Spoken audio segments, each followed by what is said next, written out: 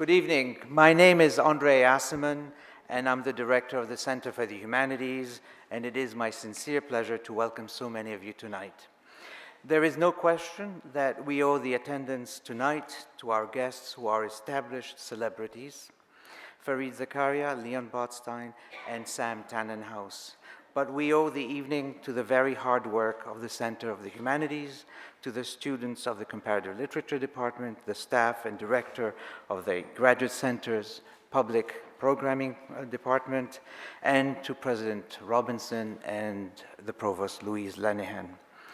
And we also owe it to two individuals, to Professor Uday Mehta, without whose help and goodwill this evening could not have been happening, and to my good friend Joan Bingham, whose generosity and support made this evening possible. Generosity and support these days are not easy to come by, and if many of you think I'm trying to be subtle here, kindly take a moment to read the back of the card which you received before entering this hall.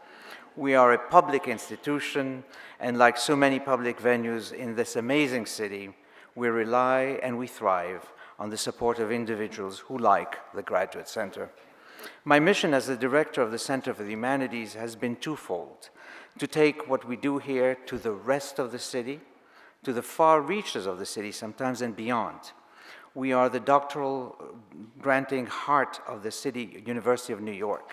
Our PhD students teach about a quarter of a million students within the CUNY system, bringing the very best research and learning to virtually every neighborhood of every borough of the city of New York. We are committed to interdisciplinary compact across our many programs, centers, and institutes. It is also here where just last year, a student of ours got named as a Guggenheim Fellow and another won the Pulitzer Prize. No other place in the country, it's been said, has so many experts in so many fields under one roof, who many of you remember as being a department store. Tonight, I am thrilled to welcome our Graduate Center alumni who are present in this auditorium. But the second part of my mission is to bring what happens in this very building, to bring the very best of New York here in this building. In the past week, we hosted, among others, a panel devoted to what remains the most celebrated European writer here in America today, Elena Ferrante. Then we had one event devoted to Harper Lee's latest novel. In the months to come, we are hosting an event devoted to the haunting memory of the Holocaust, not among survivors, but among the children of survivors. Among the speakers will be Roger Cohen from the New York Times, Daniel Mendelsohn, Adam Kirsch, the New Yorker critic Ruth Franklin, Marianne Hirsch, a professor of comparative literature at Columbia. Then we're going to have the brilliant pianist, young pianist from Switzerland and Israel, David Greilsamer, who will be here in residency for a whole week. We're also going to have the privilege of hosting none other than Murray Pariah for one evening. He will not play, but he will talk. We also are going to be hosting an event on translation. Among the guests will be Jonathan Galassi, the president of Farrar, Straus & Giroux, and Homi Bhabha from Harvard University. And also, finally, one of the things we're going to be doing, which is totally innovative, is a course in the Comparative Literature Department in which Claire Messoud, Paul Auster, Rick Moody, Paul Muldoon, Roxana Robinson, and Judith Thurman, among others, will each teach a classic that they love. We are an extremely dynamic and innovative place. Tonight, we have three important figures who will discuss the role of the liberal education in America, a subject truly fraught and of interest to this institution. As we all know, Fareed Zakaria is the host and commentator of CNN's Sunday's GPS program and has a column every week in the Washington Post. With Fareed, you learn not only new facts, but you learn how to think about them with intellectual clarity and sobriety. You not only end up agreeing with him every time, but you also end up slapping your head and said, "Why couldn't I have thought of that?" Fareed has written for every magazine in existence and every newspaper. He's also the author of The Post-American World, From Wealth to Power, The Future of Freedom, and most recently, In Defense of Liberal Education. Our other guest also needs no introduction. Leon Botstein is the president of Bard College and the music director and principal conductor of the American Symphony Orchestra. He is so committed and inventive and advocate of progressive education that you can call him the Edison of education. He is the author of Jefferson's Children. He has edited many, many books on different composers and is the mind and heart behind the Bard Music Festival every summer, which has become a sort of cultural manna for all of my Upper West Side and Upper East Side friends who flee the city every summer to go to Hudson and Dutchess County. Leon Botstein is also one of the most generous persons I know, and not only has he been extremely generous to me personally, but also to my twin sons who attended what remains, I think, the best high school in New York City, Bard High School Early College. They are both fully employed, my twins. Thank you, Leon, for that. Speak to Leon and you suddenly feel you need to come up with more intelligent things to say because what you really thought isn't going to wash. Intelligence is also the signal quality I have observed in our third guest tonight, who will be moderating the panel, Sam Tanenhaus, who was until recently the editor of the New York Times Book Review and is a writer at large for the Times. He's the author of Whittaker Chambers, which won the Los Angeles Times Book Prize and was a finalist for both the National Book Award and the Pulitzer Prize. He is also the author of The Death of Conservatism. He has come to teach for us here at the Graduate Center many times and to comparative literature students as well who are eager to master the art of book reviewing. Sam Tanenhaus reads a piece, let me tell you, line by line. Sometimes a reader, something that all readers dread. When he doesn't touch something you've written, you either feel, wow, I got him fooled, until he says something like, oh, and by the way, that thing back there, that was a split infinitive. One last word. It was James Chase who first spoke to me about Fareed Zakaria when Fareed was not even 30 years old. It was James Chase who years ago brought Sam Tanenhaus to my attention, and it is thanks to Leon Botstein that I met James Chase. So I want to do something unusual tonight and dedicate this evening to the memory of this wonderful man whom everyone loved so much and misses so much. Thank you.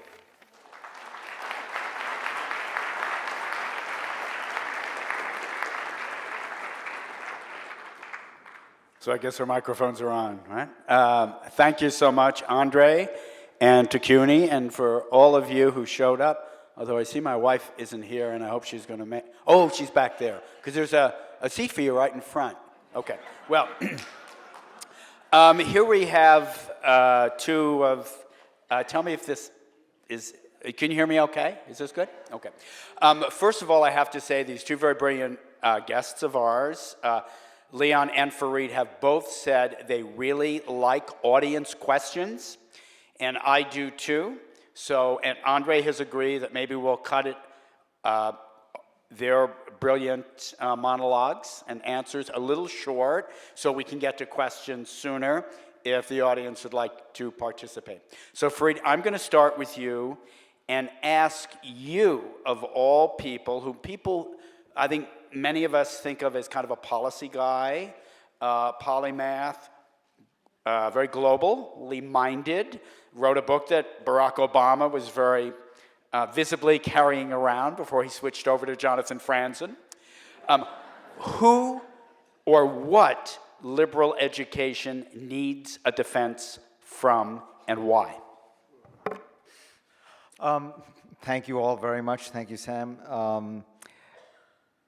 I think that the reason I wrote that book was I was struck by two realities. The first was that there was this deep anxiety in the United States about the future of the country. The anxiety because middle-class incomes are down, because this recession has taken a long time to get out of, and more generally because the world seems to be changing very fast in profound ways, and people felt that the old ways of doing things aren't right, and so they were searching around for something new. And in that context, you have lots of people saying education should really simply be a trade.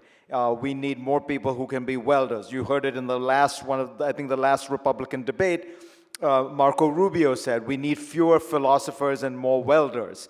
And then the New York Times, in its inimitable way, did a fact check and discovered that the average wage of a philosophy major was $92,000, and the average wage of a welder was $42,000. So that simply on a factual basis, it wasn't correct. But there is that anxiety, and I wanted to try to articulate a defense for this very American idea that you get a broad general education. You know, in the 19th century, European countries like Germany, France, even Britain for the most part, with the exception of the Oxford system, had trade-based education. The whole idea was you apprenticed, you learned your father's trade, and you moved on. In the United States, the feeling was people didn't want to lock themselves into one city, one guild, one trade, one craft. They wanted to move. They wanted to experience the dynamism of America, the economy. And so America always emphasized from very early on this idea of a broad general education that would prepare you not for your first job, but for your sixth job. There was a sense that life changes, the society changes, that you change, and you try to develop this broad set of general skills. The second piece of it was that I feel people didn't understand what innovation was all about. The idea seemed to be that we all need to become software programmers, and that would make us very innovative as a society. But innovation is actually a much broader, more complicated thing. And if you try to look at what societies are genuinely innovative, you come up with, you find yourself surprised. So I was surprised by this. We all know that Americans do very badly at standardized tests compared with our peers in the rich world. And so I asked myself, well, how did we do 10 years ago? The answer is very badly. How did we do 20 years ago? Very badly. How did we do in 1963, the first time there was an international test of 15-year-olds? Very badly. So you ask yourself, but if you look back over the last 40 years, what country has dominated the world of science, technology, innovation, entrepreneurship, and economic growth? It's the United States, right? So somehow we're very bad at tests, but very good at life. And how to explain that paradox? So I looked at other countries that are undeniably innovative. Sweden and Israel really pop off the charts on a per capita basis, obviously. And you ask yourself, what is it in them? So the first thing I did was looked at how they did in these science tests. Guess what the answer is? Worse than the United States. So we come 24th in math in the PISA test, Sweden comes 26th, Israel comes 27th. Now, what do they have in common?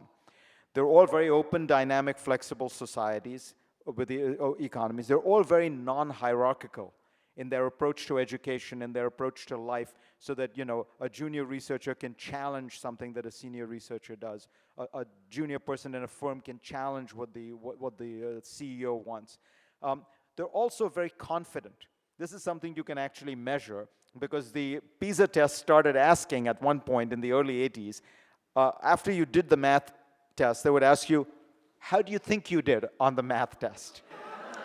You can imagine what happens to the American students. We do lousily in math, but we do really well on how we think we did. And so when hearing this, Bill Bennett, the Secretary of Education at the time, said, it's clear what the problem in America is. We're better at teaching self-esteem than science.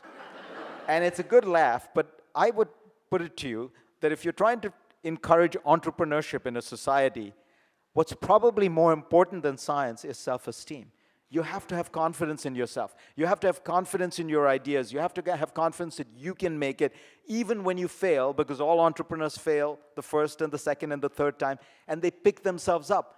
That's why Americans do well. It's not that we have better scientific training than Germany. Germany has much better scientific training than we do, yet their rates of entrepreneurship are much worse than the United States. Why? Because they don't have that sense of confidence. They don't have that sense that bankruptcy is a temporary path to progress rather than a permanent matter of shame and obstacle. Look at Donald Trump boasting about bankruptcy, right? So for both those reasons, I felt that we were misunderstanding, the unique nature of American education, but also how societies and how people innovate. Let me ask Leon now. Young though you are, you've been the president of a college for a very long time, and you for some 40 years or more, and you've watched American education change. In fact, you have been one of the innovators yourself.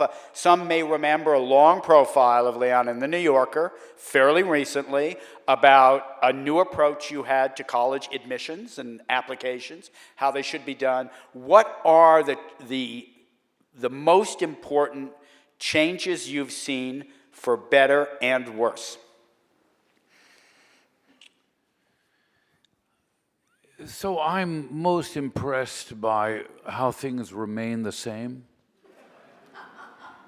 People have a certain kind of investment in describing a change that doesn't really exist or is actually very superficial.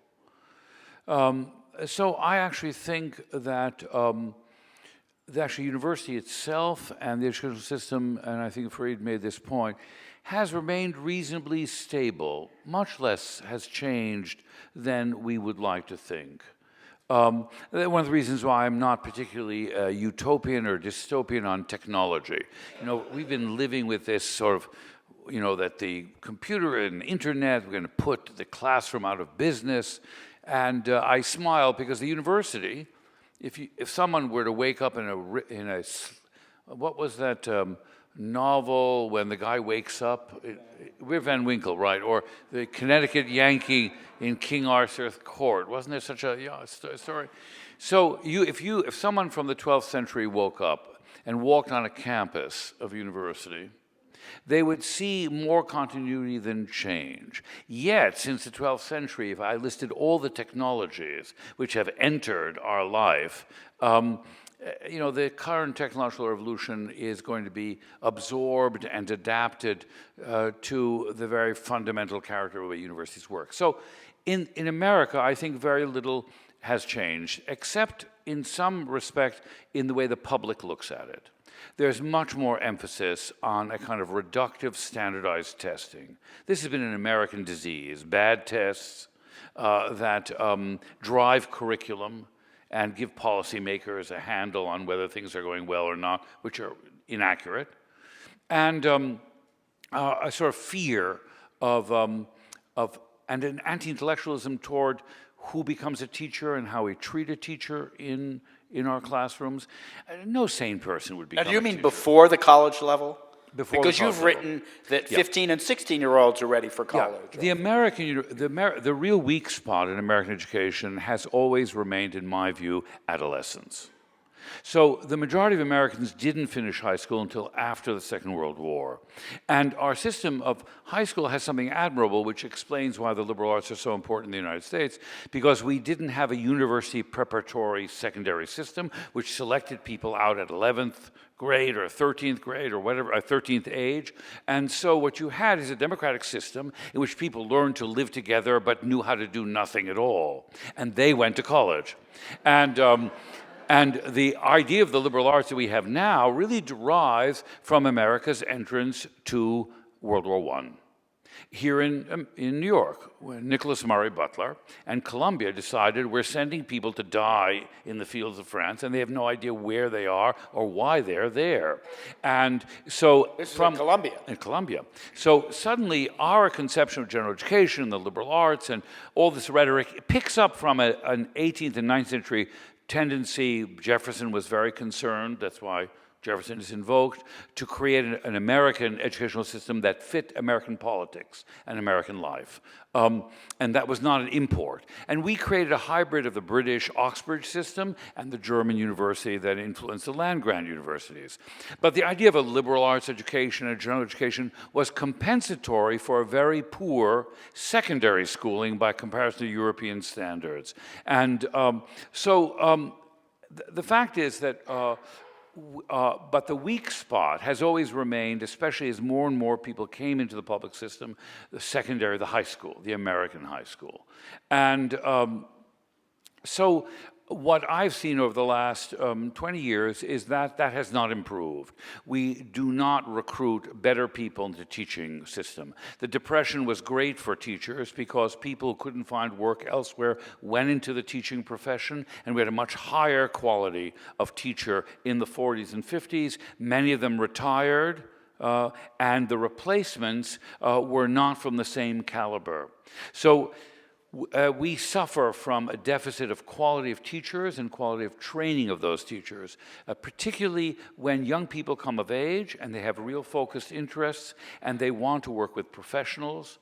They're not children anymore. And what age is that, Leon? I would say, in my view, is when the onset of puberty, and that we really lose the most creative moments of young people from the ages of 13 to 18. There's a kind of black hole.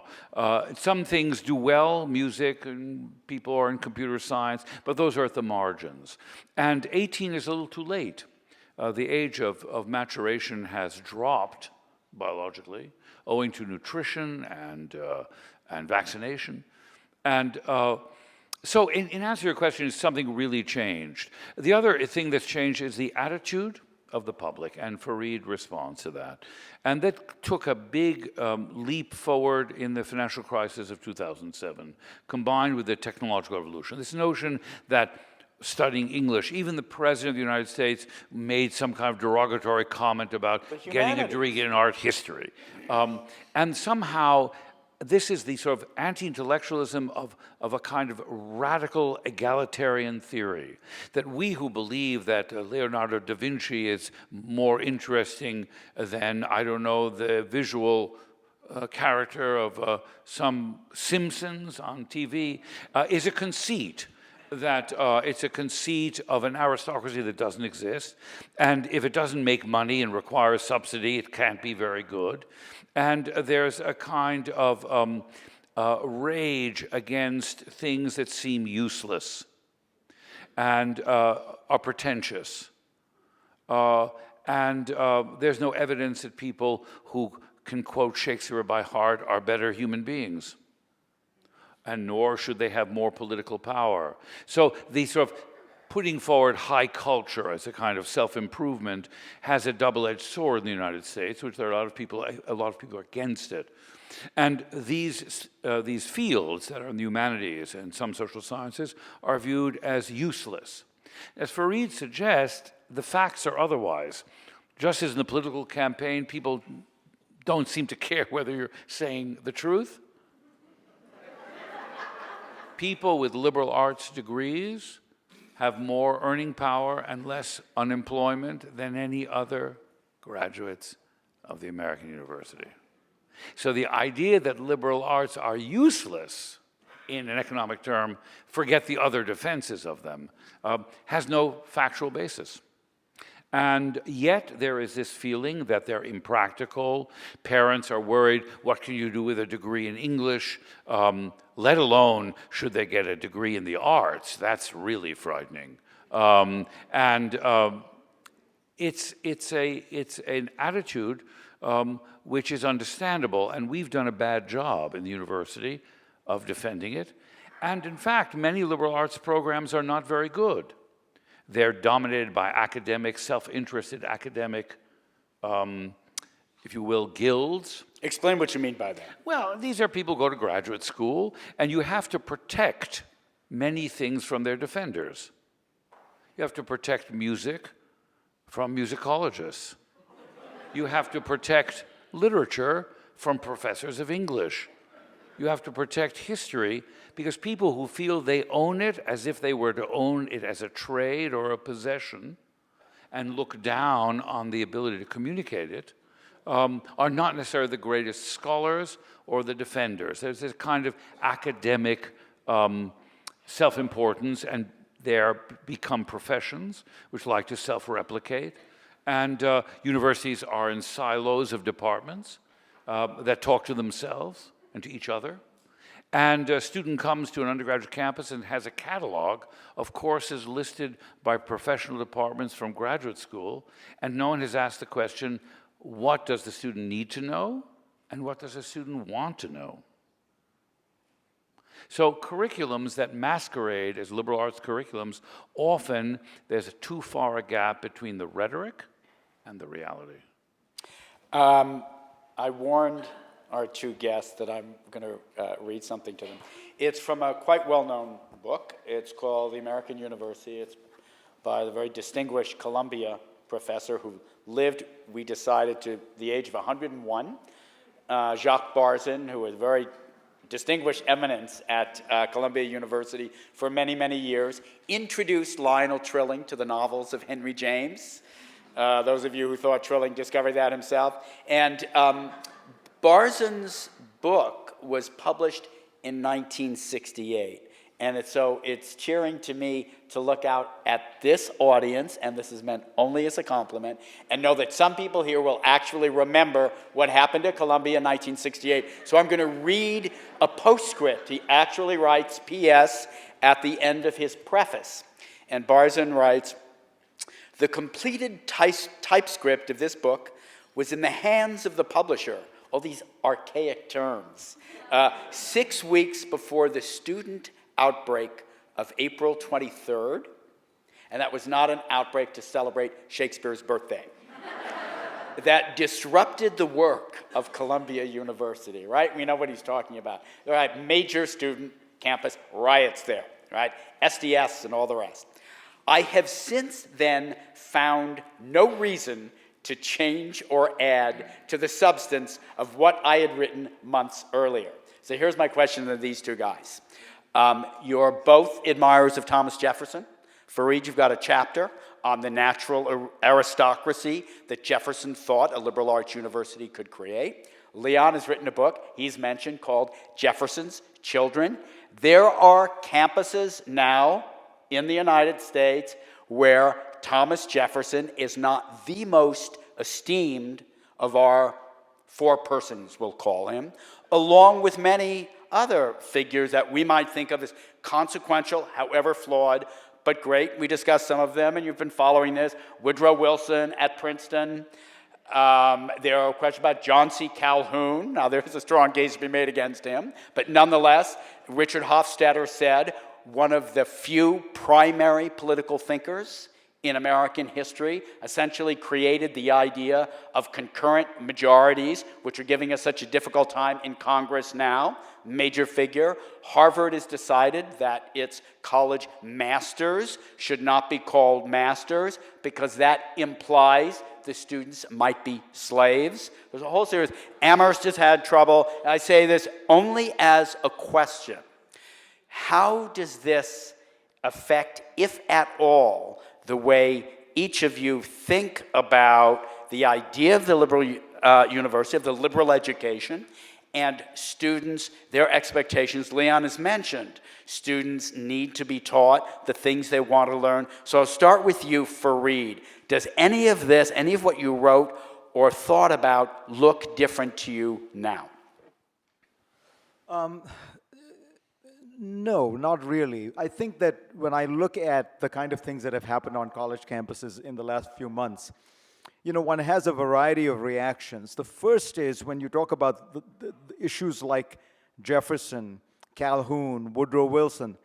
I think this is incredibly healthy and admirable that the students should care that much what the name of their dorm is, that they should inquire as to who these people are, that they should ask themselves, are these people we genuinely want to honor?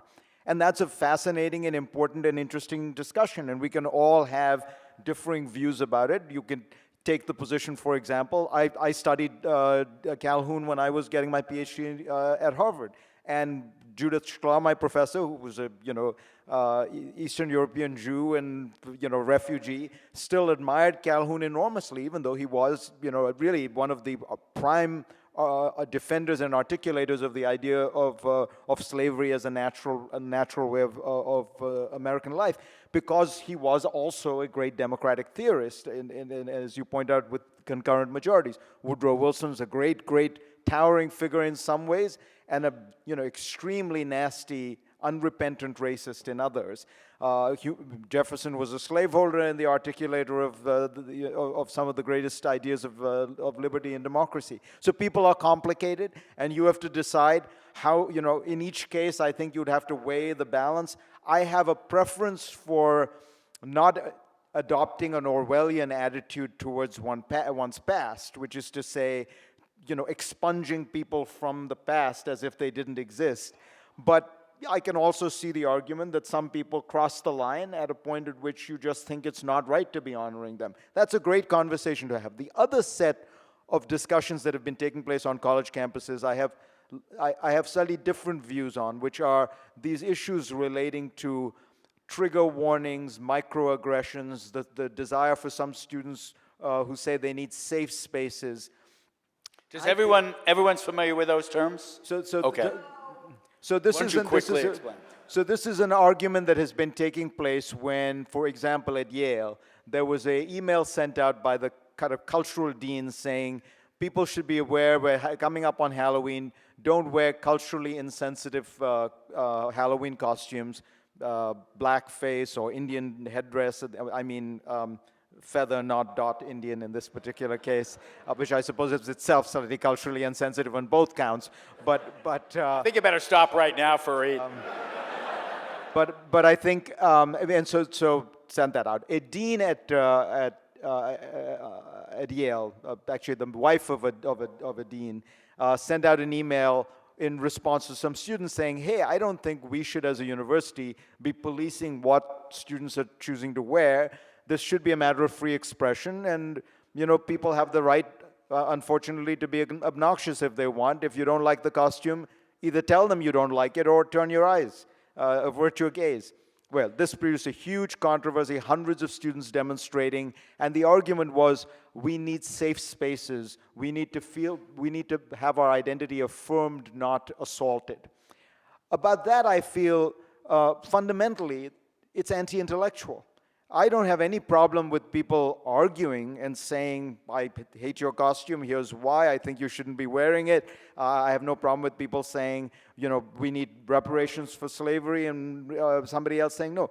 But to argue that you cannot understand my pain because you're not black, Hispanic, Asian, whatever, is fundamentally anti-intellectual. College is not really about a safe space, it's about a common space, a space you can all engage in intellectually, and frankly, it should be a little unsafe intellectually. Now, why is this happening? And that gets to something very interesting Leon said. He talked about how American high schools were very good at helping people to learn how to live with everyone else. They weren't that good at teaching stuff, and that's why you ended up with colleges doing that. Here's what's changed about colleges in America. And I noticed this. I was on the Yale Corporation, the governing body at Yale, so I saw this up close. Students are arriving at American universities today coming from far more segregated backgrounds than we realize, probably more segregated than almost at any point in American history, by which I mean the rich live with the rich, the upper middle class live amongst themselves, the middle class live amongst themselves, the lower middle class live amongst themselves, and the poor live amongst themselves. The segregation by income is almost complete. The segregation by political orientation is almost complete. The segregation by race, alas, endures and has gotten worse. How long has this been going on? The last 30 years. This is the great rise of inequality and the sorting of Americans by political orientation, and they are related phenomena, and the collapse of any effort at fair housing, integrated housing, things like that. So all that means that when these kids come to American college campuses, they are for the first time meeting people who come from very different backgrounds than they do. And because Ivy League colleges in particular have very generous financial aid policies, they really are meeting people who they've never spent any time with before. It's rich people meeting poor people for the first time, whites meeting blacks for the first time, and that is what is causing a lot of this tension. These people are very socially ill-equipped to deal with the incredible diversity of campus life today. And so they are, as a result, retreating to a kind of search for a safe space, and they aren't finding it. I don't know what the solution is, because you know, as often happens in America, there's a problem in American society, and then you expect the school, the high school or college to somehow fix it. This is a deeper problem than colleges can fix. And so I have some sympathy for the students who are searching for that. But ultimately, I still come back to the reality. This is anti-intellectual. You have to be willing to, in some way, defend and articulate the views you have. They may be very strongly held, and they may be very strongly felt. But if you can't defend them, you know, then how are you different from a Donald Trump supporter who says, you know, all I know is I love Trump, and I don't need to explain to you why. And if he says things that are factually wrong, and if he says things the black is, I don't get, you don't get it. Well, if you attack that kind of anti-intellectualism, you cannot affirm it on a college campus when some Hispanic kid says, you don't get it. I'm Hispanic and you're not, and you'll never understand. You'll never be able to cross that chasm. You have to be able to cross that chasm. Du Bois, in one of the most famously quoted passages, says, you know, I waltz with Shakespeare and he winces not. I summon Aristotle and Aurelius, and they come to me with no scorn nor condescension. What he's saying is, I, as a black man, can have access to the greatest that has ever been written or thought, and that has to be the spirit, it seems to me, of a liberal education. Leon? So let me try to, I agree on some points and disagree with Fareed. Number one, the segregation of students is enhanced by the internet, because the internet has turned out not to be a conversation place, but a place where people drift to that which confirms their existing prejudices. So the internet is a wonderful thing, I love it, but it is not a tool for democratic conversation. So that, and the other is that complicates the matter in terms of confrontation with things you're not used to, is the American campuses are far more international. So they're not only there's segregation within American society, but then the student on the university campus encounters people from places in the world about which they have only read or seen pictures. Now, having said that, let me, in a way, as a devil's advocate, try to make the best sense. There's so much been journalism about this being against free speech and confrontation of ideas, so let me put it in a different way. And before I do so, let me say that my view is that, very similar to Fareed's on one point, I'm opposed to the falsification of the past to the best of our abilities. Our view of the past changes, what we evaluate and what we think, but there are certain hard facts that remain, and we have to be candid about them. So instead of people removing people's name, tell the truth. I think of it from a very narrow perspective, and I apologize. So if I had to protect myself from anti-Semitism in literature, music, and politics, I'd have very little to play, very little to read, and I wouldn't live in Stuyvesant Town.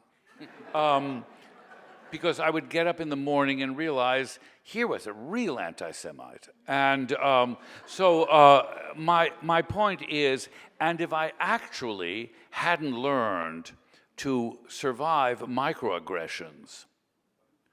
My mother tells a wonderful story when she was in the seminar with Carl Gustav Jung in Zurich. She was the only Jew, and she was already an assistant professor, and she took the seminar especially, and when she made a comment, he would turn and he would say, "You see, that's Jewish way of thinking." She stayed through the whole seminar. Now, she didn't have a lot of respect for Jung in the end, but not because of his anti-Semitism. She thought most of what he thought was fanciful. But my point is that what we need to do on campuses is tell the truth. So instead of, Princeton's been hoisted on its own petard. It has been selling Woodrow Wilson as emblematic of how terrific they are without telling the truth about him, which is not very pretty. He was a president of the United States, and he had great things about him. But he became their mascot, if you will, and they named a college to live in after him, and they named the School of Public Affairs. Well, that may be a little bit more legitimate, but they never told the truth away in a museum where you would say, the way I'm inclined, if I have to do a piece by Richard Strauss, I'm going to say that he was a collaborator with the Nazis. He was a great composer and a collaborator with the Nazis. I'm not going to hide the fact. When people love to sing Carmina Burana, which is official Nazi propaganda, but they don't tell you that. That's dishonest. That's airbrushing history. And so the students are right to say this history has been airbrushed, not to our benefit. As to the safe spaces, there is something to this. So if you want to have a real honest conversation, and what you said is very important, I don't think there is one way to construe being black, being Indian from India, or to be Native American, or to be Hispanic or Mexican America. When Donald Trump talks about Mexico, the most amazing thing is he has no idea what he's talking about, because Mexico is a very complex and very multifaceted of many different civilizations and cultures. It's not one thing. So the reductive use of identity is so offensive. But the fact remains that when you go to college and you really want your ideas to be challenged, that's very vulnerable. That's a very vulnerable moment when someone says you're wrong and what you believe and what you learn from home is wrong, or maybe not right. And maybe there is no God. And maybe, so things you confront, the radical confrontation which you believe, you have to feel assured that that attack on what you believe is not personal. It's not racial. It's not reductive. This safe thing, the fact remains is racism is real. We elected an African-American president of the United States, but we now, as white people, have resented that he actually has ruled and been a reasonable president. No president has suffered such opprobrium merely because he's not white. So the fact is, the killing of a lot of black males, brutal killing of black males, is a reaction to this otherwise very, very positive event. You go to a college campus, I can take anti-Semitic humor easily because I'm white. And in the end, the racists are going to come to me after they get to a lot of other people. On the food chain of hate in the United States, I'm pretty low down. So the fact remains that I feel very safe. So if you want to be an anti-Semite, be my guest. I was once at a dinner party trying to raise money, and the woman said, I don't want to talk to you. And I said, why? I said, you're just a pushy Jew, and I don't like pushy Jews. So I said, do me a favor. I've never had an opportunity to talk to someone who is a real anti-Semite. Please tell me why you don't like Jews. I would like to learn. I had the most fascinating conversation at any dinner party in my life. But I didn't feel threatened.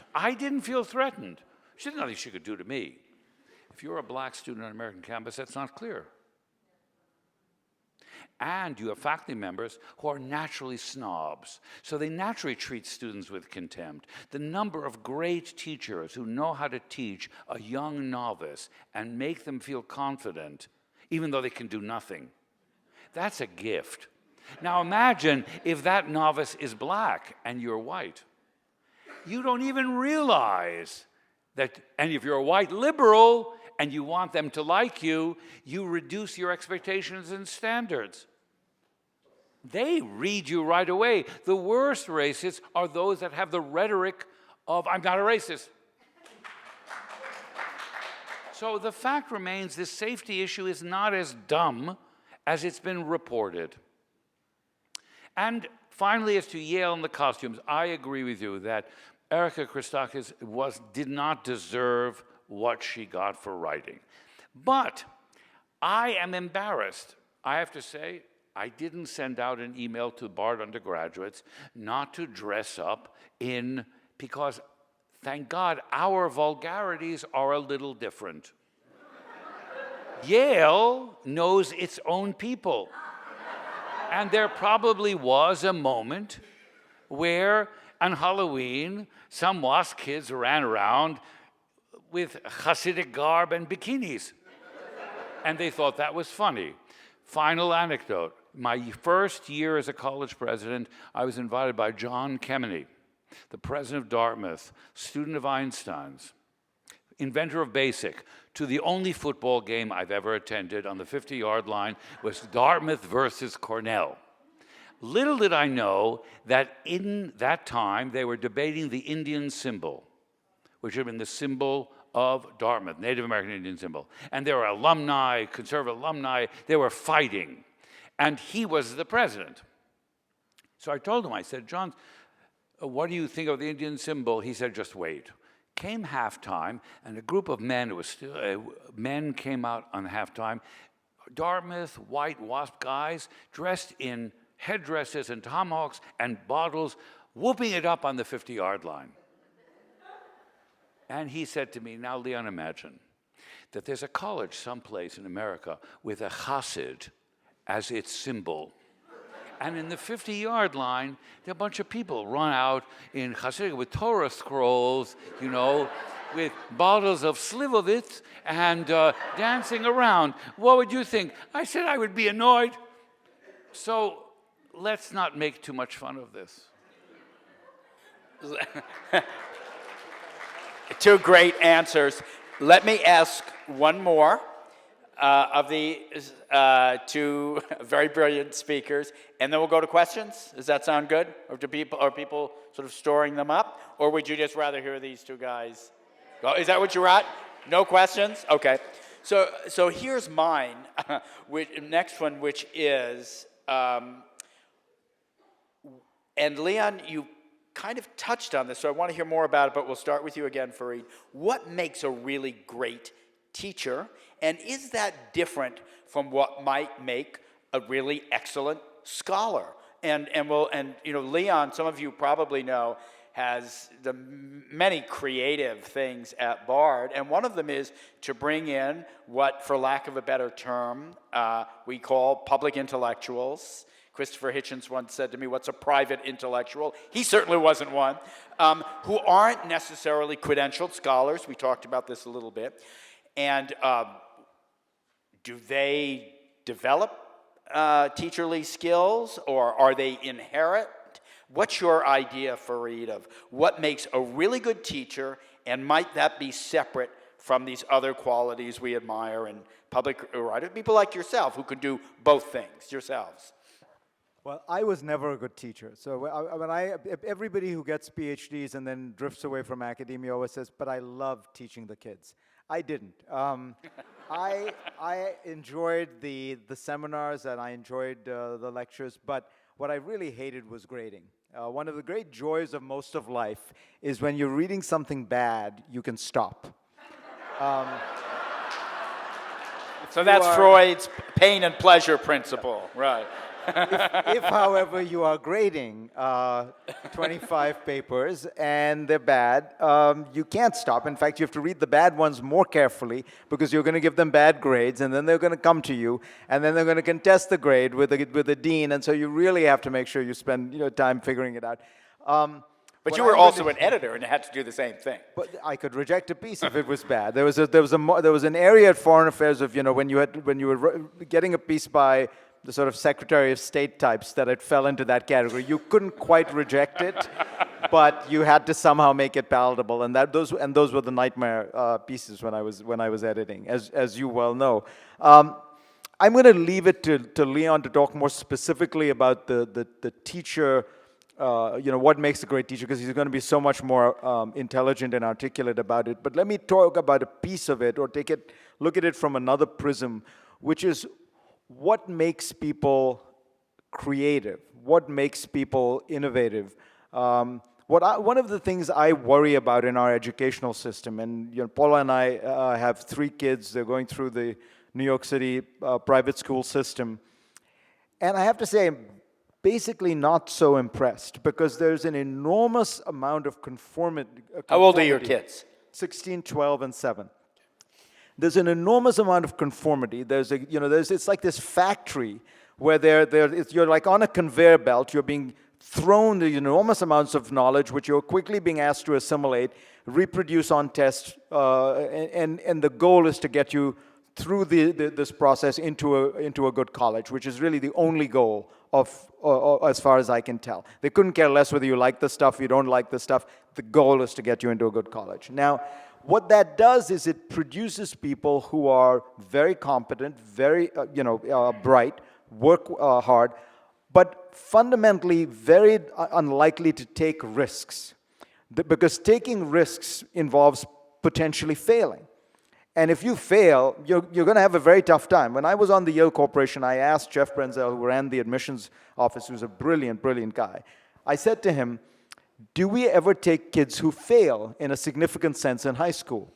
And he said, oh, no. I said, but don't you agree how you respond to failure is probably one of the cardinal features of figuring out whether somebody is going to do well in life? It tells you a lot about people. He said, oh, yeah. So I said, then what should we do? And he said, well, you're the corporation. You tell me. If you want us to take those people, we'll take them. We will slip on our rankings. We will slip on our win-loss ratios with Harvard and Stanford and Princeton, which are the only things that Yale really cares about. And we can do it if you want, but that's what the consequence is going to be. And then you look at what produces, what it seems to me is we're all producing people who are going to end up being corporate lawyers and bankers. Not that there's anything wrong with that, but that I think that my point is that they become that because these are low-risk, high IQ professions where you become the service class to the plutocracy. You're not the plutocracy yourself, because that requires taking real risks, innovating, being creative, being willing to fail. But you become the service class to those people. What a great phrase. Is that really what you should be doing with this incredible resource of education that you have and these incredible opportunities? Because I think that, we fundamentally misunderstand what it means to be happy, to be fulfilled. That's one side of it, but also to just be creative and innovative. So we all now think if everybody does coding, that'd be great. So you go out and get a degree in computer science and you go and work at Intel, and you will work on some chip and you'll keep making it a little bit better. Maybe that makes you very innovative and creative because it sounds cool and you're in the tech industry and everyone thinks that that's super cool. But I think the guy who I regard as more creative from a business point of view is this guy who walked into a coffee shop one day and he noticed that you were paying 50 cents for a cup of coffee. And he said, you know what? I can make you pay $7 for the same cup of coffee. And it will totally transform the way you think of yourself when you enter that store. And you will thank me for paying $7 for that coffee. And you will think of yourself as a different human being because of that process. Now, to do that is to understand human beings much more than it is to understand chips. And that's what I think our education doesn't spend enough time trying to teach you to do.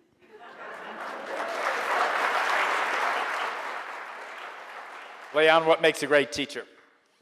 Before I get to that, I do want to second Fareed's mistrust of the private schools in New York. So if we were not in a democratic society, what I would do was outlaw private schools, force the upper middle class back in the public schools, and then the people who really need a good education would get it because the parents wouldn't put up with the mediocrity. And the private schools do a terrible job, particularly in science, where the area of innovation and creativity is absolutely crucial. Misunderstanding of science as facts. I don't have any brief for that. I have no brief for the admissions policies that are driven by rankings. The admissions policy of a place like Yale reminds me of if you measured hospitals by mortality rates. The way you would have the best hospital is simply admit people who aren't sick. So this is an offense to common sense, I agree. So, in answer, very simple. I am a believer in scholarship. I edit a scholarly journal, and I believe that real knowledge is about detail. You know, knowing something in real detail. I have a great admiration for great scholarship, archival scholarship. People that do, you know, I have great admiration for Tony Grafton.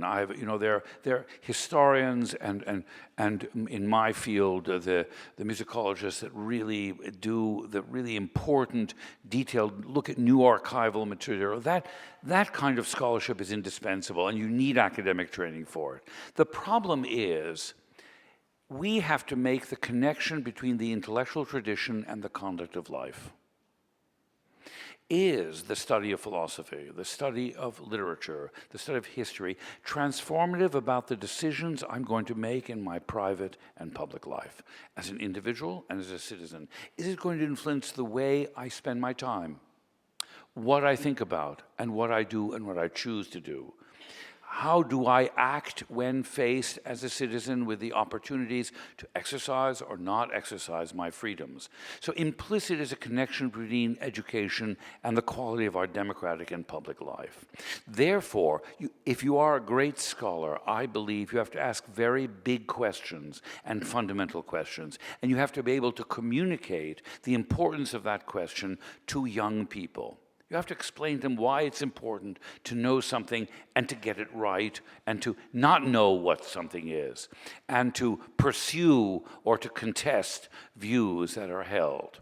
And in doing so, a great teacher is someone who invites a new young person into the enterprise without exercising authority or teaching by fear. And I disagree about the bad papers. I've learned more from what the mistakes people make, the errors they commit, and then if I study closely the work of Mozart, and I'm a composer, I would be driven to silence. But if I look at not such a good composer, I think I can do better than that. So a great teacher, I think every day, the last thing I would say about great teaching, I am in the work I do because of the teachers who taught me. If I think back on the great people who took me seriously at an age where I was obnoxious, insecure, impossible, I wake up and think those people were saints. So the idea of seeing possibility in someone and treating them with dignity and equality and their capacity, not trying to impress them how much you know. You know, Heifetz was a terrible teacher. Someone would play, unlike Casals, and then Heifetz would say, yeah, and he would tap the accompanist and play the same piece much better. That was the lesson. Whereas Casals would play with you and urge you and stop and look at what you're doing and find you ways to fix it and give you the sense that you could be an artist. So it's that empathy and the belief that what you know is transformative, even if it looks entirely irrelevant, and it's arcane. And the joy of doing it. Too many of our academics don't actually show the wonderment that they have in the material. I feel privileged. I open up Brahms' Second Symphony, and I have to work with students of Brahms' Second Symphony. I died and went to heaven. They know that. They can feel it. I may be a terrible teacher, but they know I care deeply and love the subject. And for me, it's a matter of life and death. So it's the empathy, the respect, the presumption of adulthood, the presumption of competence, and also to learn. I don't mind grading the bad stuff, so great teaching is a real love of subject and a love of the person, an affection for the communication of it, and the belief that's important for the conduct of our collective life. Do we have time, Andre, for one more? Or are we running kind of late here? We are. Let me just, Okay. we're opening it to the public. Oh, we are? Okay. Okay. But let me say this, two things. There are microphones on either side of the hall, and so you should ask your question there. And please, one more thing, a question is a desire to get an answer. It is not a deliberation, it is not a meditation, it's not a message. No So- filibustering either. So go ahead, sir, you're the first one there. Thank you. And if I violate your rules, tell me about that and tell me to be quicker. The thing is that someone observed that like a fish doesn't realize it is in water. So I would say that people inside academia may overlook one problem with liberal education that is easier to see outside. The thing is that I think that proof of liberal education is in its perpetuation. What I mean is that they say in antiquity that a student is not a container to fill with knowledge, it's a torch to lead. But the trouble is, as soon as a young person leaves academia and gets to the workplace, he gets surrounded by fire extinguishers. And the question, sir? The question is whether we don't have gathering places where those rare people who want to continue their liberal education can do it. So, am I right that there is no such gathering places? And my idea is that groups that can... No, wait, sir, you have to ask a question. I think Okay, you've the done- question is whether we confirm whether we don't have such places or have them, and whether a discussion group for serious periodicals might be a solution to this problem. Thank you. That's all. So quickly, there are actually some programs, the Clementi program, and that do provide opportunities. And many sectarian groups, churches and synagogues, there's a lot of adult education and adult there are a lot of opportunities. But I think one thing you said is very interesting. I would disagree. I think that something Fareed said is true. Those of us who actually got, in our opinion, a good education in the university discovered that when the people came with us with extinguishers, your metaphor, the fire won out. That I owe whatever success I have from the courage I had to break the rules that they wanted to impose on me. You follow me? So to think for yourself without cliches and think independently and stick by it is something that does work, and that has to do with the innovation. I would add that I actually think that in this is an area where I'm very hopeful about technology, because I think that online education, online lectures, just YouTube by itself has produced such an extraordinary explosion of knowledge. You are able to watch the greatest lectures in physics, in English, in philosophy, in history. You're able to interact with people. It's all in its infancy, and it's not entirely clear how it will all sort itself out. But I think that we really are at the beginning of an extraordinary explosion of access, so that danger, which I think happens to many people, they feel like I'm sure you've had friends like this who seem very interesting in college, and 20 years later, they seem to have lost that interest. Well, now you can maintain it, you can nurture it, you can cultivate it more easily, more cheaply than ever before. And I think we're actually going to see something very interesting and important. If you look at Coursera and edX, which are the two big online courses, right now about 50% of the people taking those courses are taking essentially trade-type courses, introduction to computer programming and things. But 50% are not, which I regard as enormously hopeful, because it tells you that 50% of the people there are taking classes because they want to know stuff. They want to learn about art, history, culture, music, whatever it is. And so maybe that will mean that you will be able to keep this idea of a liberal education going for the rest of your life. Thank you. Do you mean that Socrates No, these days... sir, somebody else has to have a turn. You, sir, gentleman. To what extent is there a proper role for big-time sports at a university? Good question. In my opinion, essentially none. I think that I think that what has happened, it's twofold. First of all, at major universities, what is happening now is scandalous. These large universities are essentially multi-million-dollar sports franchises that happen to have a small college attached to them. They're really, if you read the book about the Duke hockey scandal, what becomes very clear in the first 20 pages is that the hierarchy of power at a place like Duke. Right, now, was that hockey or lacrosse? That was, sorry, lacrosse. At a place like Duke, the hierarchy of power was such that the athletic director and the lacrosse coach were a lot more important than any of the academic officers involved there. So this part of it is, I think, scandalous.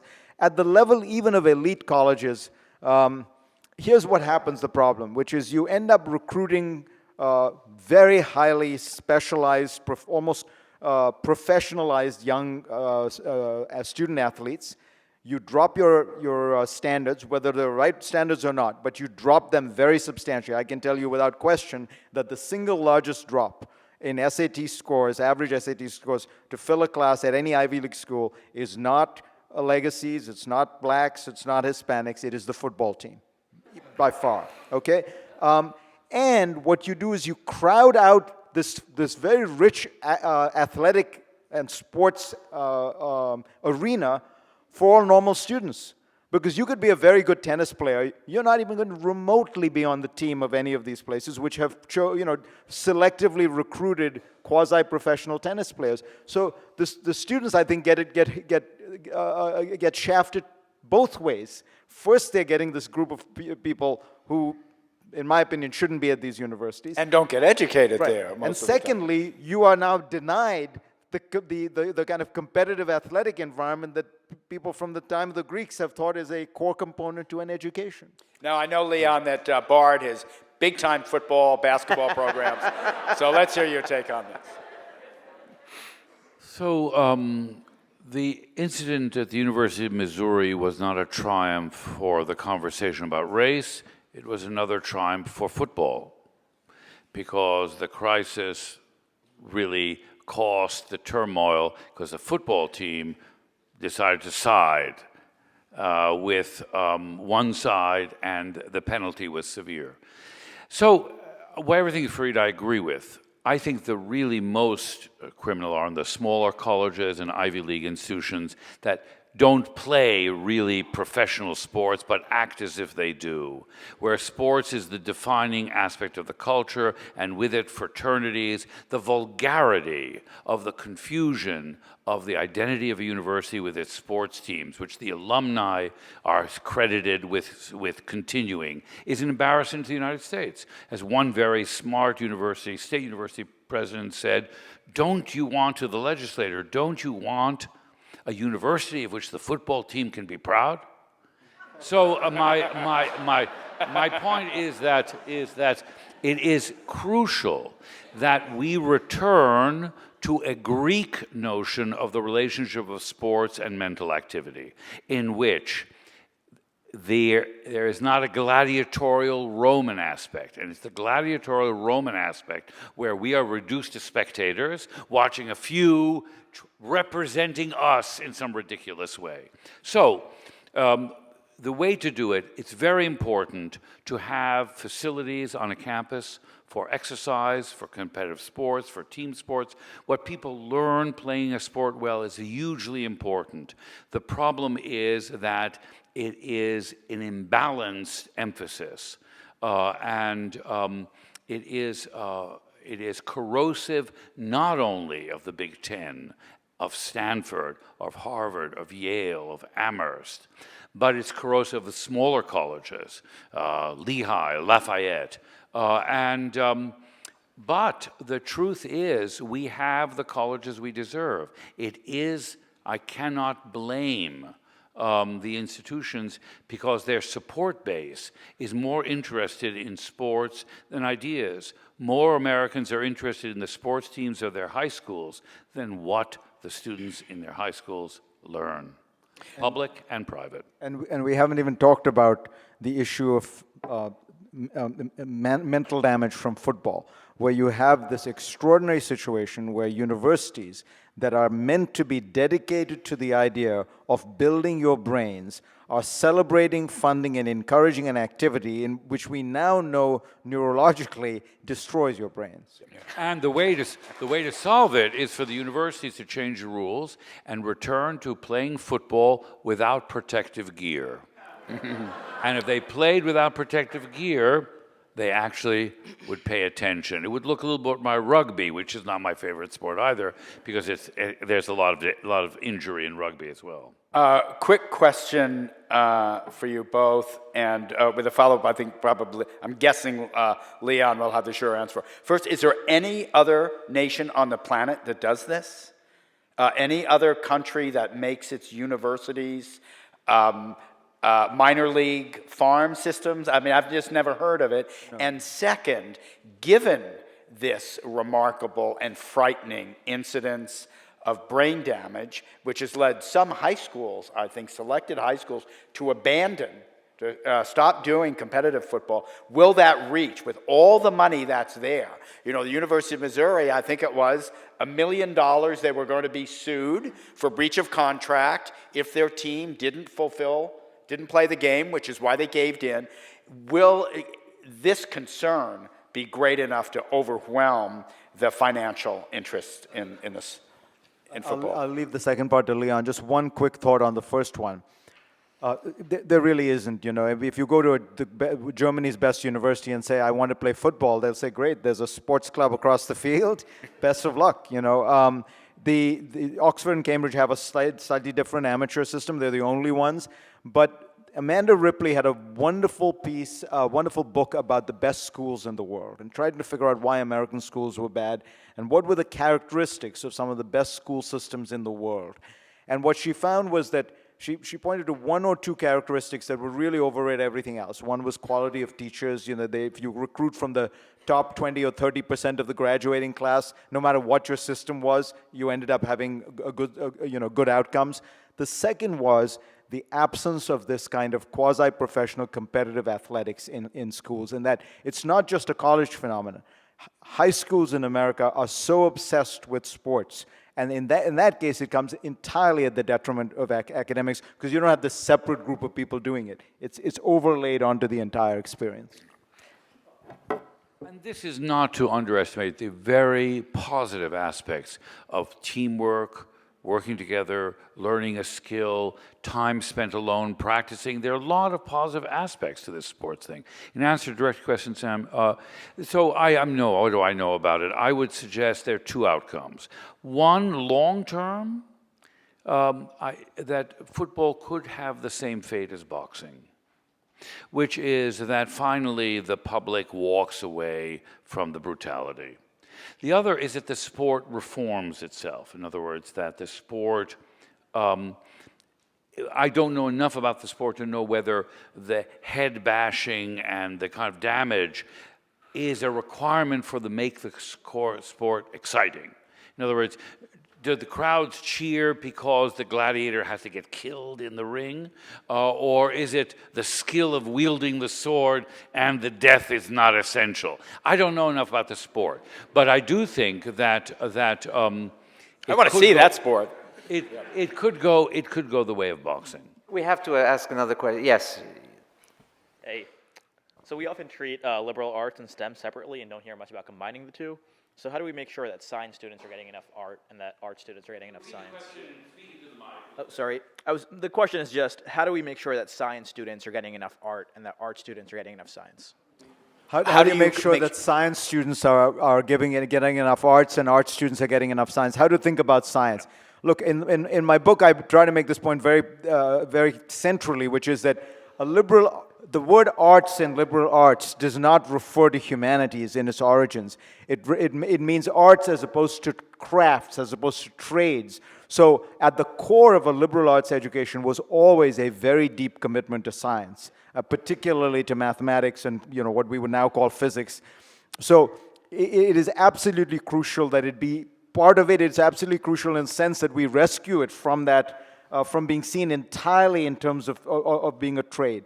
I think that that's one of the problems that has happened, that has befallen science, which is that people assume when you're studying science, you're doing it because you want to become an engineer and go and work at Microsoft.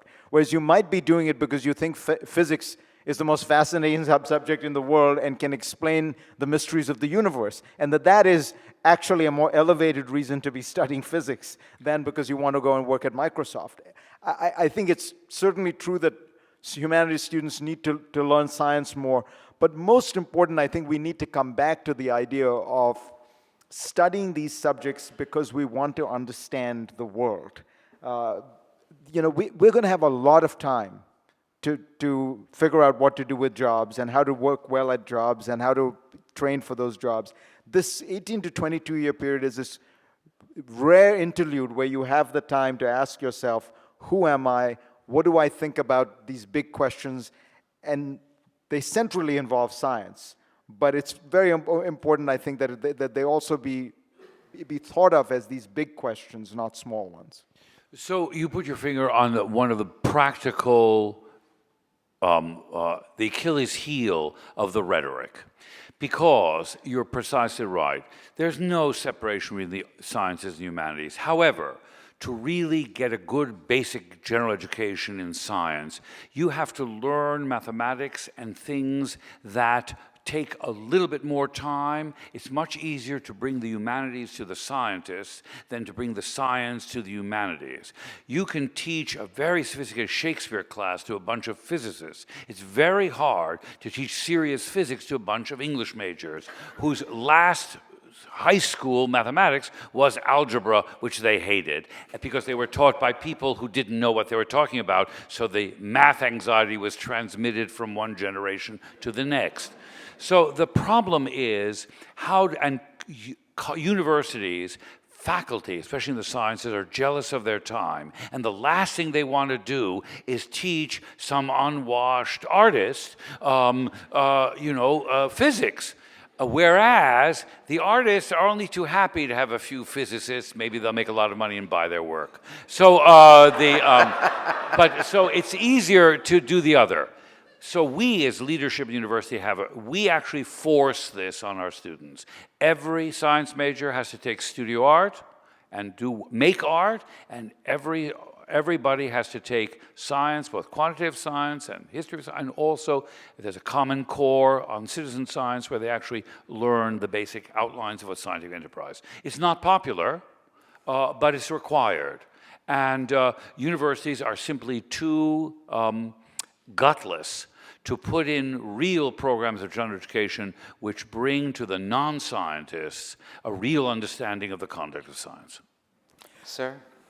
Hello, how you doing? I must say, Fareed, I was very bothered when you mentioned saying how students of color are very intellectual when it comes to wanting to have conversations, because you might read all this stuff in the news, but then you don't really know if they're having conversations on campus. So I'm wondering if you ever had a thought or to be willing to sit down and talk to students of color to find out about the work that they do on campus. Because coming from a poor background myself, having gone to a private liberal arts college, I know I led conversations like this on the N-word and stuff like that. So I think it's unfair to discredit students like that, seeing all this stuff in the media, but at the same time, you don't know what's actually happening on campus. And the question is? No, it's fine. I get it. I gave the question. You must have missed it. I might have, yes. So I got it. Did everybody hear? Everybody heard the question? The gentleman asked if I had spent time talking to students of color on campuses to try to understand what it was that was driving their concerns. So the first thing I'll point out to you, if you don't mind, is I am actually a student of color myself. Of course, I know that. So, which, unless you have a very restrictive definition of what that means, when I was an undergraduate, when I was in graduate school, I was usually the only person of color in every class I ever took. I was certainly the only person from India. I think Yale had 3 students from India when I was there. And I was almost always the only Muslim in any class I ever took. So I am familiar with what it feels like to be an outsider in those circumstances. The point I was making was actually not about students of color. The point I was making is that anyone who is participating in a discussion who says, I can't have this conversation with you because since you do not share my ethnic, racial, or religious background, you won't understand, is being anti-intellectual. And the point I was making was whether that's a Trump supporter who, as a matter of fact, will tend to generally be white, or a Hispanic kid at a college, it's the same thing.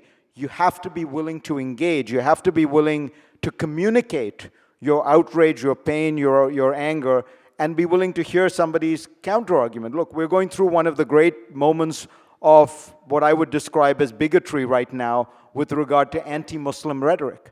I don't think as a result of that people should shut up. I think people should say what they want to say, and people on the other side should try to counter, as I do, and explain why they're wrong. I don't think the answer to that is to, for there to be a censorship on these issues. I think the answer is to have an honest, engaged, passionate conversation.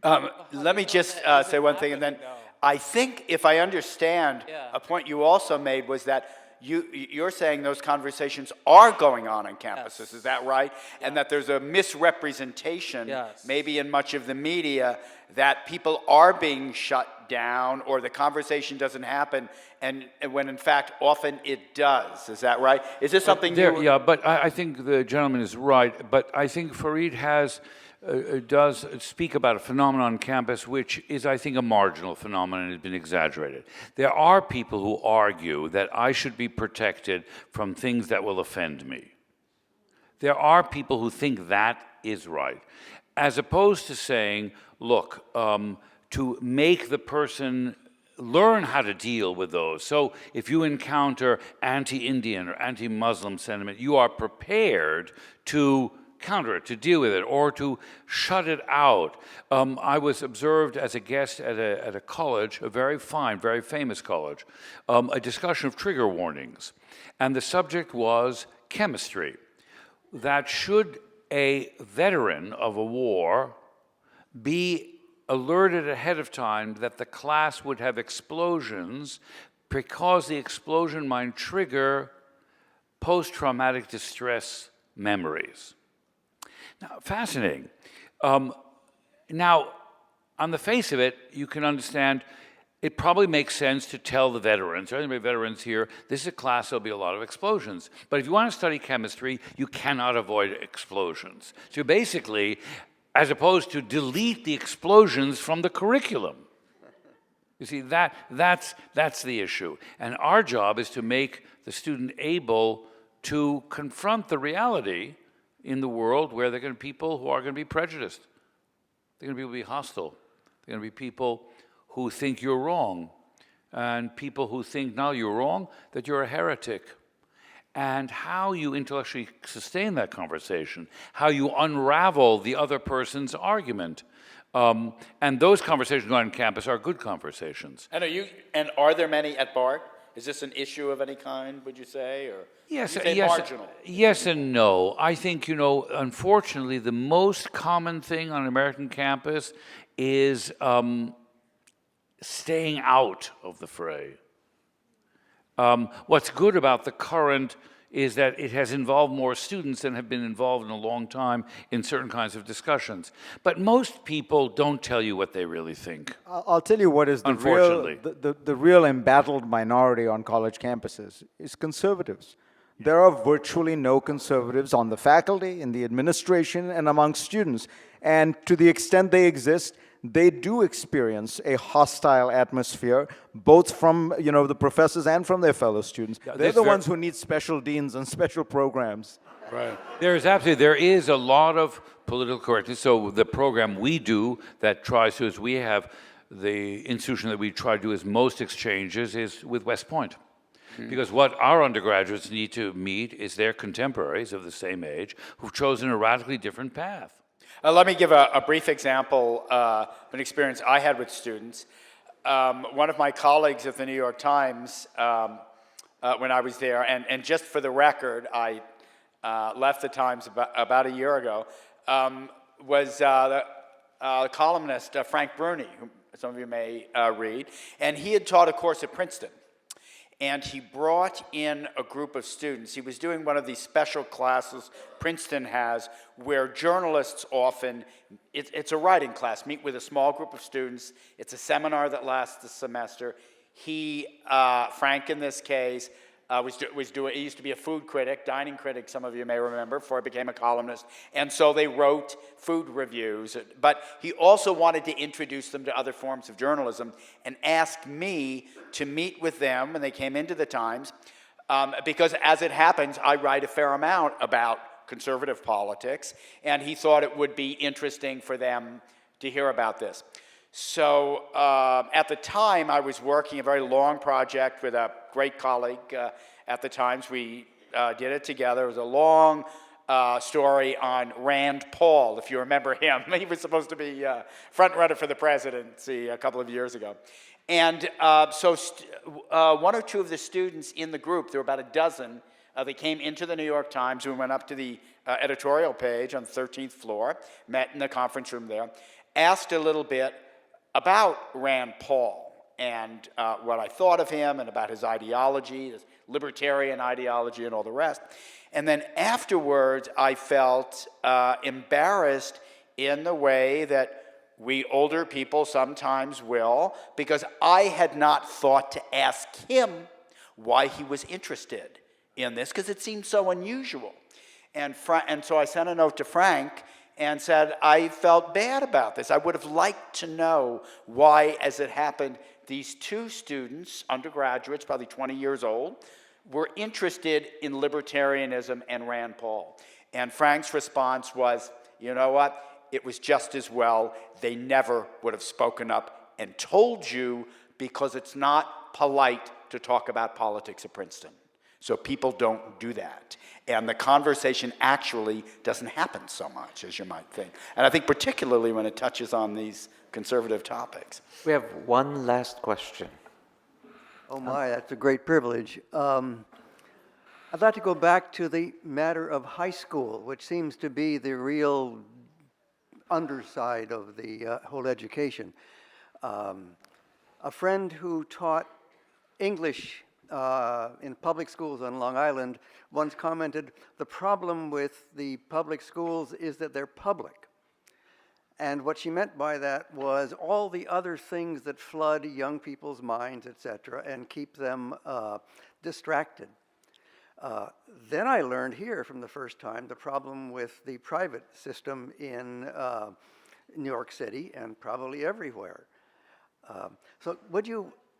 So would you comment on this problem, which some more, which is an enormous problem? So I didn't quite understand the public-private. So the problem is with the way the culture deals with the traditions of learning and the coming of age in adolescence. That's at least my opinion. So for whatever reason, that we do not put in front of young people, except maybe in sports, where this works, in music a little bit, and in dance, at margins, very talented kids, where kids in mathematics, chess, there are pockets where this happens. But by and large, when a person begins to presume her or his adulthood, either by maturation, is targeted by companies as a consumer, has a lot of freedom of movement, that person is then treated like a child and does not encounter someone they can look up to who knows how to do something, or really has kind of the ability at a very vulnerable age to make them excited about the content of science, about the natural world, about literature. And we do not put in front of them in our schools. People are capable of doing that. And that's true in the private schools, and it's true in the public schools. And the culture, the definition of manhood and of femininity, is separated from the life of the mind.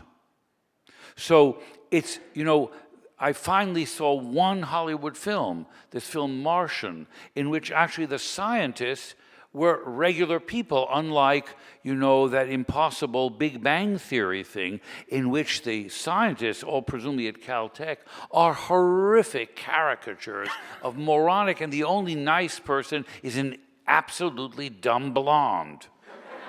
So they are reinforcing the worst stereotypes. So if you're a vulnerable male adolescent in a public school and you're interested in ideas and not football and not sports, and you're a girl and you don't know how to act in and show your incipient adulthood, and it's not about your looks and your beauty and your makeup and whatever it is, or the gossip or the dating, but it is through learning to do things and think about things. We in the culture have this streak of anti-intellectualism, and we don't reward it. So the schools are helpless when adolescence comes in and they can no longer command by authority over little children, and the authority has to be in the substance and character of what they do and the creation of a peer group value cultural system. It's as important whom they go to school with. So the fact remains that we could do it because the age group can soak it up fantastically. And we lose, and the problem is it begins in middle school. Why don't we take One last question. You've been standing up there a long time. Thank you so much for taking my question. Dr. Zakaria, you cited the quality and competitiveness of teachers in Finland as distinct from the Asian educational system.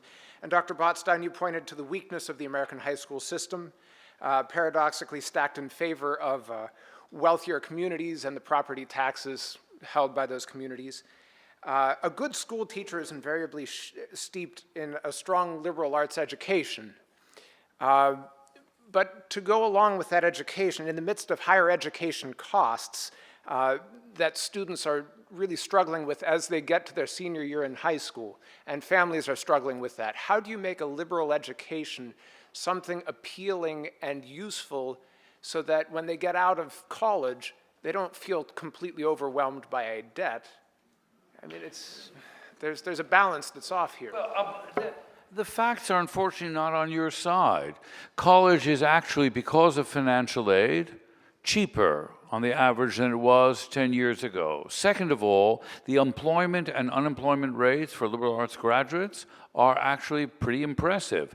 And the amount of loans are much lower than the kind of political discussion is. I think we failed to finance higher education properly. You're right about that. I don't think college is too expensive. Nobody in any university is getting rich.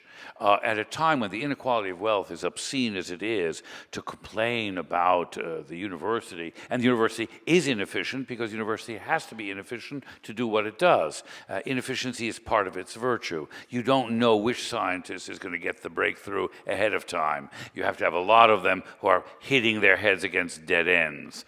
But I don't assume, your question assumes from the start that we have to persuade you that the liberal arts are relevant. What we represent by the liberal arts is the tradition of knowledge and inquiry and the mode of intellectual thought which has actually created whatever can be construed as progress in civilization. And specifically in the context of generating quality high school teachers. In the quality of high schools, we're doing a compensatory work. So your question is probably, from my point of view, apt, because what we're in the business, I believe, now this is a different subject, that we could do what we do in college earlier. I would get rid of the American high school.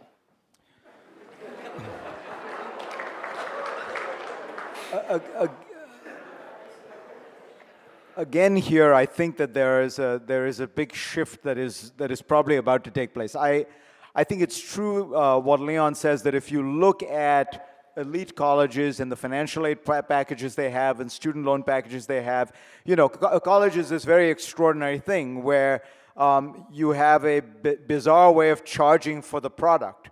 What other product is billed this way? You go to a car dealer and you say, I want to buy a car, and you say, how much does it cost? And the car dealer will say to you, give me your last 3 years' income tax forms, and I will figure out the price just for you. right? So there is an exquisite pricing, which some people might call cartel policies or whatever. So there's a very weird way that colleges are priced. It's certainly true that if you look at education costs in general, they've gone up well over inflation. Education and healthcare have both gone up well in excess of inflation, largely because you have very complicated systems, partly because of what Leon was saying. You do need some inefficiency. It takes 4 people, 20 minutes to play a Mozart string quartet as it did, 300 years ago. And there are certain things you can't get efficiencies there.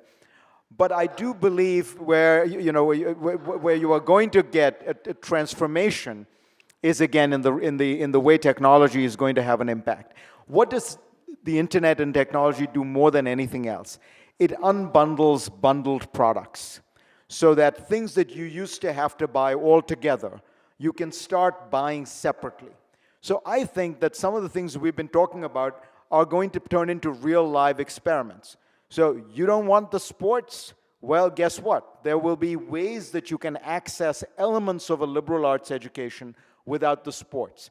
You won't be able to get all of it because you won't get the college, the personal flavor, but there are places, Minerva is a place on the West Coast, which is trying to provide some of that so that there will be in-room classes, people sitting down together, using some online material, but no sports teams, no extracurriculars and such. There will be some pure online education. But the effect of these things will be to force colleges to ask themselves, what do I do really well? Because we can't all do everything. And so if you are a place like Bard, and I mean this genuinely, which has created a truly unique experience where being there physically is regarded by almost everybody who goes there as well worth it, you're going to be fine. But if you're, in a very different situation and you're charging about the same tuition as Bard, maybe you're not going to be able to do that.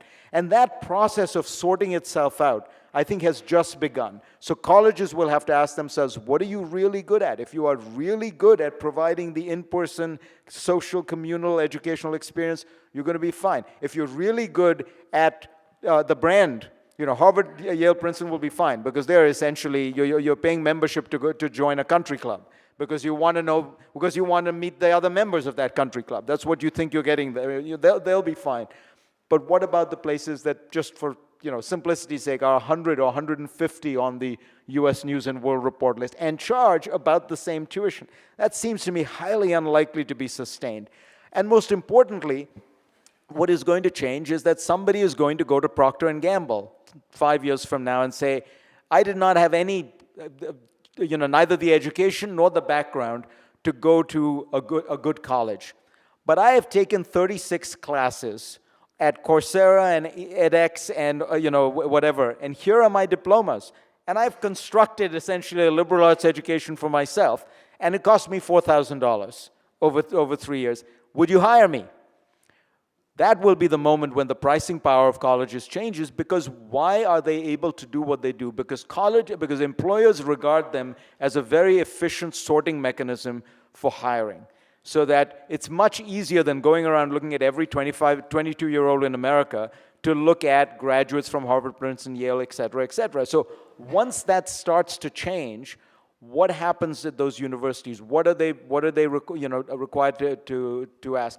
I would hope the good case scenario here is that you return to a focus on education as opposed to the brand, as opposed to the football team, as opposed to the college you come from. And if that happens, then the technology will have played a useful role. In some ways, it returns you to something that always existed. So I'm going to say something outrageous, if you don't mind. Please. Okay. Number one, the net cost to the consumer for college, despite the sticker price, has gone down. Two, even at the full sticker price, it's an unbelievable bargain. 30 weeks, housed and fed, with a health club, endless entertainment, a wide variety of potential social partners, and unlimited access to the full-scale knowledge of the natural world, from the genome to the Bible. And if you amortize that over 30 weeks, and you try to unbundle that, join a health club. I don't know what health clubs you're joining. Check They're a lot into a cheaper motel, than that. have 3 weeks, and hire as tutors all of the potential entertainment, which we call the faculty, and all the extracurricular, like in an assisted living home, all the other entertainments you have, the glee club and the orchestra. It'll cost you more than the sticker price of the university. All right. Sam, do you want to say Yeah, something? I want to quote a couple of sentences here from Barzin in 1968, just to show you how little things have changed. He says, he writes about loans. A survey at one university showed that some 75% of the undergraduate body took out loans in the form of deferred tuition payments. Of those 75%, 80% defaulted at the first payment. Thank you very, very much for being here. Thank you again.